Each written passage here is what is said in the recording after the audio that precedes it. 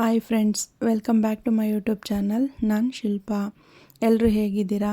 ಎಲ್ಲರೂ ತುಂಬ ಚೆನ್ನಾಗಿದ್ದೀರಾ ಅಂತ ಭಾವಿಸ್ತಾ ನಾವು ಕೂಡ ತುಂಬ ಚೆನ್ನಾಗಿದ್ದೀವಿ. ನನ್ನ ಮತ್ತೊಂದು ವ್ಲಾಗಿಗೆ ನಿಮ್ಮೆಲ್ಲರಿಗೂ ಆತ್ಮೀಯವಾದ ಸ್ವಾಗತ. ಇದು ಹಬ್ಬದ ದಿನದ ವ್ಲಾಗ್ ಆಗಿರುತ್ತೆ, ಅಂದರೆ ಗೌರಿ ಗಣೇಶ ದಿನದ ವ್ಲಾಗ್. ನಾವೇನು ಮನೆಯಲ್ಲಿ ಗಣೇಶನ ಗೌರಿನ ಕೂರಿಸೋದಿಲ್ಲ, ಹಾಗಾಗಿ ತುಂಬ ಸಿಂಪಲ್ಲಾಗಿ ಹಬ್ಬನ ಆಚರಣೆ ಮಾಡ್ತೀವಿ. ನಾವು ಯಾವ ರೀತಿ ಹಬ್ಬನ ಆಚರಣೆ ಮಾಡ್ತೀವಿ ಅಂತ ಹೇಳ್ಬಿಟ್ಟು ನೀವು ಈ ವ್ಲಾಗ್ನಲ್ಲಿ ನೋಡ್ಬೋದು. ಯಾರೆಲ್ಲ ನಮ್ಮ ವ್ಲಾಗ್ನ ನೋಡ್ತಿದ್ದೀರಾ, ಪ್ಲೀಸ್ ಸಬ್ಸ್ಕ್ರೈಬ್ ಮಾಡ್ಕೊಂಡು ನೋಡಿ. ನಿಮ್ಮ ಸಪೋರ್ಟು ತುಂಬಾ ಮುಖ್ಯ.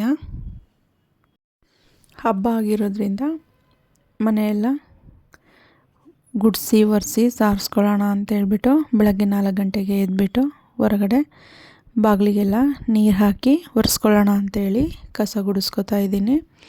ನಾವು ಗೌರಿ ಗಣೇಶ ಹಬ್ಬದಲ್ಲಿ ನಾಗರ ಪೂಜೆನ ಮಾಡ್ತೀವಿ. ಹಂಗಾಗಿ 10 ಗಂಟೆ ಒಳಗೇ ನಾಗರ ಪೂಜೆ ಮಾಡಿಕೊಂಡ್ರೆ ಒಳ್ಳೆಯದು ಅಂತ ಹೇಳ್ಬಿಟ್ಟು ಬೆಳಗ್ಗೆ ಬೇಗ ಎದ್ದು ಮನೆಯೆಲ್ಲ ಗುಡಿಸಿ ಒರೆಸಿ ಸಾರಿಸ್ಕೊತಾ ಇದ್ದೀನಿ.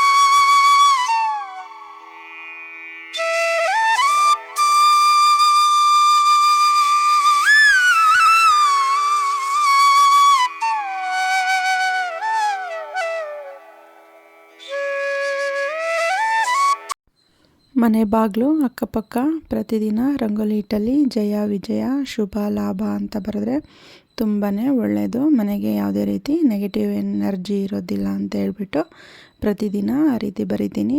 ಹೊರಗಡೆ ಎಲ್ಲ ಕ್ಲೀನ್ ಮಾಡಿಕೊಂಡು ಬಾಗಿಲಿ ರಂಗೋಲಿ ಹಾಕಿದ್ದಾಯಿತು. ಇನ್ನು ಮನೆ ಒಳಗಡೆ ಮನೆಯೆಲ್ಲ ಒರೆಸ್ಕೊತಾ ಇದ್ದೀನಿ. ನಂತರ ಸ್ನಾನ ಮಾಡ್ಕೊಂಡು ಬಂದು ದೇವ್ರ ಪೂಜೆ ಮಾಡ್ಕೊಳ್ಳೋಣ ಅಂಥೇಳಿ ದೇವ್ರ ಸಾಮಾನೆಲ್ಲ ತೊಳಿತಾ ಇದ್ದೀನಿ. ಎಲ್ಲ ದೇವರ ವಿಗ್ರಹಗಳು ಮತ್ತು ದೇವರ ಪೂಜೆ ಸಾಮಗ್ರಿಗಳನ್ನು ಒಂದು ಬೇಷನಲ್ಲಿ ಹಾಕ್ಕೊಂಡ್ಬಿಟ್ಟು ಅದನ್ನು ಚೆನ್ನಾಗಿ ನೀರಲ್ಲಿ ನೆನೆಸಿ ಆನಂತರ ಈ ಥರ ಡಿಶ್ ವಾಷರ್ ಜೆಲ್ಲಲ್ಲಿ ಫಸ್ಟು ತೊಳಿತೀನಿ. ಈ ರೀತಿ ತೊಳೆಯೋದ್ರಿಂದ ಎಣ್ಣೆ ಜಿಡ್ಡೆಲ್ಲ ಹೋಗುತ್ತೆ ಅಂತೇಳ್ಬಿಟ್ಟು ಫಸ್ಟ್ ಈ ರೀತಿ ತೊಳ್ಕೊತೀನಿ. ಈ ರೀತಿ ತೊಳ್ಕೊಂಡಾದಮೇಲೆ ಮನೆಯಲ್ಲಿ ಏನು ಹುಣಸೆ ಹಣ್ಣು ಇರುತ್ತಲ್ಲ, ಹುಣಸೆ ಹಣ್ಣಿನಲ್ಲಿ ಚೆನ್ನಾಗಿ ಎಲ್ಲ ಪಾತ್ರೆ ಮತ್ತು ವಿಗ್ರಹಗಳನ್ನು ತಿಕ್ಕಿಬಿಟ್ಟು ತೊಳ್ಕೊತೀನಿ. ಆ ರೀತಿ ತೊಳೆಯೋದ್ರಿಂದ ಹಿತ್ತಾಳೆ ಸಾಮಾನುಗಳೆಲ್ಲ ತುಂಬ ಚೆನ್ನಾಗಿರುತ್ತೆ. ಇದು ನನ್ನ ಅಜ್ಜಿ ಕಾಲದಿಂದನೂ ಇದೇ ರೀತಿಯಲ್ಲೇ ನಮ್ಮ ಮನೇಲಿ ಮಾಡ್ತಿರೋದು. ನಾನು ಕೂಡ ಯಾವುದೇ ಹೊಸ ರೀತಿಯಾಗಿ ಟ್ರೈ ಮಾಡಲ್ಲ, ಇದೇ ಥರನೇ ತೊಳ್ಕೊತೀನಿ. ಈ ರೀತಿ ತೊಳೆಯೋದ್ರಿಂದನೇ ತುಂಬ ಚೆನ್ನಾಗಿರ್ತವೆ ವಸ್ತುಗಳು, ಹಾಗಾಗಿ ತೊಳ್ಕೊತಿದ್ದೀನಿ. ನೋಡ್ತಾ ಇರ್ಬೋದು ನೀವು ಆ ಹಿತ್ತಾಳೆ ಸಾಮಾನುಗಳೆಲ್ಲ ಎಷ್ಟು ಚೆನ್ನಾಗಿ ಕ್ಲೀನಾಗಿದೆ ಅಂತ ಹೇಳ್ಬಿಟ್ಟು. ಇನ್ನು ಎಲ್ಲ ಪಾತ್ರೆಗಳನ್ನು ತೊಳೆದಾದ್ಮೇಲೆ ಒಂದು ಕಾಟನ್ ಬಟ್ಟೆನಲ್ಲಿ ಎಲ್ಲವನ್ನು ಒರೆಸ್ಕೊಂಡ್ಬಿಟ್ಟು ಸ್ನಾನ ಎಲ್ಲ ಮುಗ್ದಿತ್ತಲ್ಲ, ಬೇಗ ಪೂಜೆ ಮಾಡ್ಕೊಂಡ್ಬಿಡೋಣ ಅಂತ ಹೇಳ್ಬಿಟ್ಟು ದೇವರಿಗೆ ಪೂಜೆ ಮಾಡ್ತಾಯಿದ್ದೀನಿ. ನಾವು ಈ ರೀತಿ ಸಿಂಪಲಾಗಿ ದೇವ್ರ ಪೂಜೆನ ಮಾಡ್ಕೋತೀವಿ. ನಮ್ಮ ಮನೆಯಲ್ಲಿ ಗಣೇಶ ಮತ್ತು ಗಣೇಶನ ವಿಗ್ರಹ ಇದೆ, ಹಾಗಾಗಿ ಅದೇ ವಿಗ್ರಹಕ್ಕೆ ಗರಿಕೆನ ಇಟ್ಬಿಟ್ಟು ಮನೆ ಬಾಗಿಲಿಗೆಲ್ಲ ಹೂವು ಹಾಕಿ ಪೂಜೆನ ತುಂಬ ಸಿಂಪಲಾಗಿ ಮಾಡ್ಕೋತಿದ್ದೀನಿ. ನೋಡ್ತಾ ಇರ್ಬೋದು, ನಾನಿಲ್ಲಿ 21 ಗರಿಕೆನ ಅರ್ಪಿಸಿ ಗಣೇಶನಿಗೆ ಬತ್ತಿ ಹಾರನ ಹಾಕಿಬಿಟ್ಟು ಬಾಳೆಹಣ್ಣು ನೈವೇದ್ಯಕ್ಕೆ ಇಟ್ಬಿಟ್ಟು ಪೂಜೆ ಮಾಡ್ಕೊಂಡಿದ್ದೀನಿ. ನಾನು ಪ್ರತಿ ವರ್ಷವೂ ಇದೇ ರೀತಿ ಗಣೇಶನಿಗೆ ತುಂಬ ಸಿಂಪಲ್ಲಾಗಿ ಪೂಜೆನ ಮಾಡ್ಕೋತೀನಿ. ಈ ರೀತಿ ನೋಡಿ, ಈ ರೀತಿ ಪೂಜೆ ಮಾಡಿದ್ದೀನಿ. ಇನ್ನು ಈ ಪೂಜೆ ಎಲ್ಲ ಮುಗಿಸ್ಕೊಂಬಿಟ್ಟು ನಾಗರ ಪೂಜೆ ಮಾಡ್ಕೊಂಬರೋಣ ಅಂಥೇಳಿ ಎಲ್ಲದನ್ನು ರೆಡಿ ಮಾಡಿಕೊಂಡು ನಾನು ನನ್ನ ಮಕ್ಕಳು ನಾಗರ ಪೂಜೆಗೆ ಅಂತೇಳಿ ಹೋಗ್ತಾಯಿದ್ದೀವಿ. ಇಲ್ಲೇ ನಮ್ಮನೆ ಹತ್ರನೇ ಒಂದು ತೋಟ ಇದೆ, ಆ ತೋಟದಲ್ಲೇ ಹುತ್ತ ಇದೆ. ನಾವು ಹುತ್ತಕ್ಕೆ ನಾಗರ ಪೂಜೆ ಮಾಡೋದು, ಹಂಗಾಗಿ ಆ ಹುತ್ತದ ಹತ್ರನೇ ಪೂಜೆ ಮಾಡ್ಕೊಂಬರೋಣ ಅಂತೇಳ್ಬಿಟ್ಟು ಬಂದ್ವಿ ನಾನು ನನ್ನ ಮಕ್ಕಳು. ಬಂದುಬಿಟ್ಟು ಆ ಹುತ್ತಕ್ಕೆ ನಾನಿಲ್ಲಿ 9 ರೌಂಡು ದಾರನ ಸುತ್ತುತ್ತಾ ಇದ್ದೀನಿ. ಅಲ್ಲಿ ತುಂಬ ಮುಳ್ಳು ಎಲ್ಲ ಇದ್ದಿದ್ದರಿಂದ ಬೇರೆಯವ್ರ ಸಹಾಯ ತಗೊಂಡು 9 ರೌಂಡು ದಾರನ ಸುತ್ಕೋತಾ ಇದ್ದೀನಿ. 9 ರೌಂಡು ದಾರನ ಸುತ್ತಿದ ಮೇಲೆ ಹುತ್ತಕ್ಕೆ ಅರಿಶಿನ ಕುಂಕುಮ ಇಟ್ಟು ಹೂವು ಹಾಕಿ ಗೆಜ್ಜೆ ಬತ್ತಿ ಹಾಕಿಬಿಟ್ಟು ಒಂದು ಬಾಳೆ ಎಲೆನ ಹಾಕಿ ಅದಕ್ಕೆ 5 ಎಡೆ ಇಡಬೇಕು. ಆ ಎಡೆಗೆ ನಾವು ಎಲೆ, ಅಡಿಕೆ, ಬಾಳೆಹಣ್ಣು, ಹಸಿ ಅಕ್ಕಿ ತೊಮಟ, ಎಳ್ಳು ತೊಮಟ ಮತ್ತು ಉತ್ತುತ್ತಿ ಮತ್ತು ನೆನೆ ಅಕ್ಕಿ, ನೆನೆಗಡಲೆ ಇಷ್ಟನ್ನು ಎಡೆಗೆ ಅಂತೇಳ್ಬಿಟ್ಟು ತೊಗೊಂಡೋಗಿರ್ತೀವಿ. ಅದನ್ನೇ ಅಲ್ಲಿಟ್ಟು ಪೂಜೆ ಮಾಡೋದು. ನಾವು ಯಾವುದೇ ರೀತಿಯಾದ ಅಡುಗೆನ ಮಾಡ್ಕೊಂಡೋಗಿ ಎಡೆ ಹಾಕಿ ಪೂಜೆ ಮಾಡಲ್ಲ. ಇದೇ ರೀತಿ ಹಸಿದನ್ನೇ ತಗೊಂಡೋಗಿ ಪೂಜೆ ಮಾಡ್ಕೊಂಬರೋದು. ನಮ್ಮ ಮನೆಯಲ್ಲಿ ಇದೇ ರೀತಿ ನಡ್ಸ್ಕೊಂಡು ಬಂದಿರೋದು. ನಾನು ಕೂಡ ಅದೇ ರೀತಿ ಮಾಡ್ತಾಯಿದ್ದೀನಿ. ನೀವು ನೋಡ್ತಾ ಇರ್ಬೋದು, ನಾನಿಲ್ಲಿ 5 ಎಡೆನ ಒಂದು ಬಾಳೆ ಎಲೆಯಲ್ಲಿ ಹಾಕಿದ್ದೀನಿ. ಜೊತೆಗೆ ಇದಕ್ಕೆ ಅಂಗದಾರನೂ ಕೂಡ ಪ್ರತಿಯೊಂದು ಎಡೆಗೂ ಇಡಬೇಕು. ನಾನಿಲ್ಲಿ ಎಲ್ಲದನ್ನು ಇಟ್ಟು ರೆಡಿ ಮಾಡ್ಕೋತಾ ಇದ್ದೀನಿ. ವರ್ಷಕ್ಕೊಂದ್ಸಲ ನಾಗರ ಪೂಜೆನ ಮಾಡ್ಕೋಬೇಕು. ಅದರಲ್ಲೂ ಚಿಕ್ಕ ಮಕ್ಕಳಿರೋರಂತೂ ಕಂಪಲ್ಸರಿ ಮಾಡ್ಕೋಬೇಕು. ಇದರಿಂದ ಯಾವುದೇ ದೋಷ ಇರದೆ ಮಕ್ಕಳು ತುಂಬ ಆರೋಗ್ಯವಂತರಾಗಿ ಇರ್ತಾರೆ ಅಂತ ಹೇಳ್ಬಿಟ್ಟು ಒಂದು ನಂಬಿಕೆ. ಹಾಗಾಗಿ ವರ್ಷಕ್ಕೊಂದ್ಸಲ ಮಕ್ಕಳ ಹತ್ರ ಹುತ್ತಕ್ಕೆ ಹಾಲು ತುಪ್ಪ ಬಿಡಿಸ್ಬೇಕು. ಕೆಲವೊಬ್ಬರು ನಾಗರ ಕಲ್ಲಿಗೂ ಮಾಡ್ತಾರೆ. ಅದಕ್ಕೂ ಕೂಡ ಹಾಲು ತುಪ್ಪ ಬಿಡಿಸೋದ್ರಿಂದ ತುಂಬ ಒಳ್ಳೆಯದಾಗುತ್ತೆ ಅಂತ ಹೇಳ್ಬಿಟ್ಟು ಒಂದು ನಂಬಿಕೆ ಇದೆ. ನಾವು ಅದನ್ನು ಆಚರಣೆ ಮಾಡ್ಕೊಂಡು ಬಂದಿದ್ದೀವಿ. ನಾನಿಲ್ಲಿ ಎಲ್ಲ ಎಡೆ ಹಾಕಿದ್ದಾದಮೇಲೆ ಗೆಜ್ಜೆ ಬತ್ತಿನ ಹಾಕ್ತಾಯಿದ್ದೀನಿ. ತುಂಬ ಜನ ಬಂದಿದ್ದರು. ತುಂಬಾ ಚೆನ್ನಾಗಾಯಿತು ಪೂಜೆ ಎಲ್ಲ. ನಂತರ ಪೂಜೆ ಮಾಡಲಿಕ್ಕೆ ಅಂತ ಹೇಳ್ಬಿಟ್ಟು ನನ್ನ ಮಗಳಿಗೆ ಇಲ್ಲಿ ದಾರನ ಕಟ್ತಾಯಿದ್ದೀನಿ. ಹಾಗೆ ಪೂಜೆ ಮಾಡಬಾರ್ದು ಅಂತ ಹೇಳ್ಬಿಟ್ಟು ಇಬ್ಬರಿಗೂ ಹಂಗೆ ದಾರನ ಕಟ್ಟಿ ಅವ್ರ ಹತ್ರ ಪೂಜೆ ಮಾಡಿಸ್ತೀನಿ.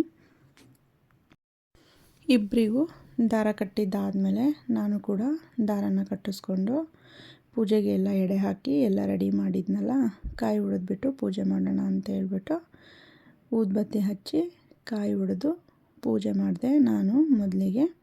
ನಂತರ ನನ್ನಿಬ್ಬರು ಮಕ್ಕಳ ಹತ್ರನೂ ಪೂಜೆ ಮಾಡಿಸ್ದೆ.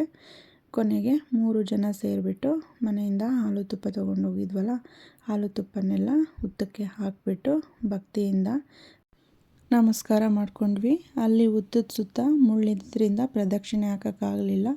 ಹಾಗಾಗಿ ನಮಸ್ಕಾರ ಮಾಡ್ಕೊಂಡ್ವಿ.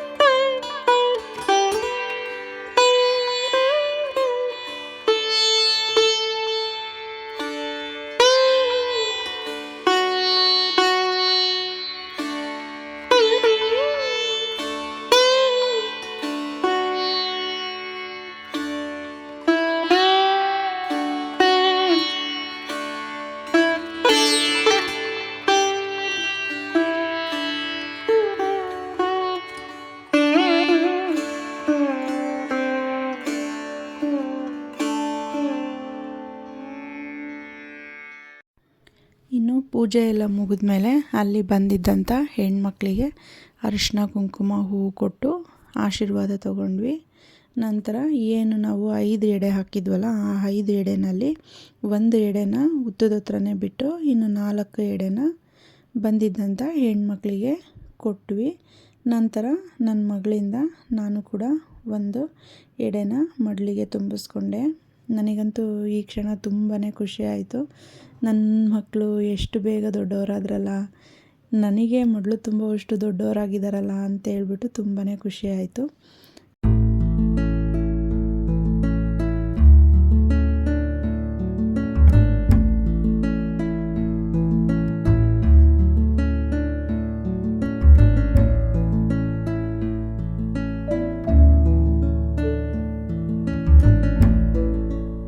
ನೋಡ್ತಾ ಇರ್ಬೋದು ನೀವಿಲ್ಲಿ, ನನ್ನ ಮಗಳು ನನಗೆ ಅರಿಶಿನ ಕುಂಕುಮ ಕೊಟ್ಬಿಟ್ಟು ಮಡಲು ತುಂಬ್ತಾ ಇದ್ದಾಳೆ.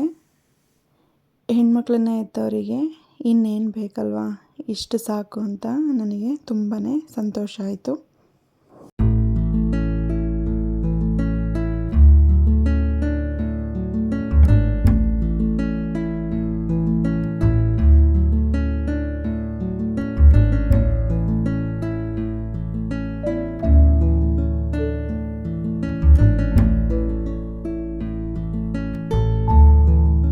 ಇವತ್ತಿನ ವ್ಲಾಗ್ ಇದಾಗಿತ್ತು. ಈ ವಿಡಿಯೋ ನಿಮಗೆ ಇಷ್ಟ ಆದರೆ ಪ್ಲೀಸ್ ನಮ್ಮ ಚಾನಲ್ನ ಸಬ್ಸ್ಕ್ರೈಬ್ ಮಾಡ್ಕೊಳ್ಳಿ, ಒಂದು ಲೈಕ್ ಕೊಡೋದನ್ನು ಮರಿಬೇಡಿ. Thank you for watching.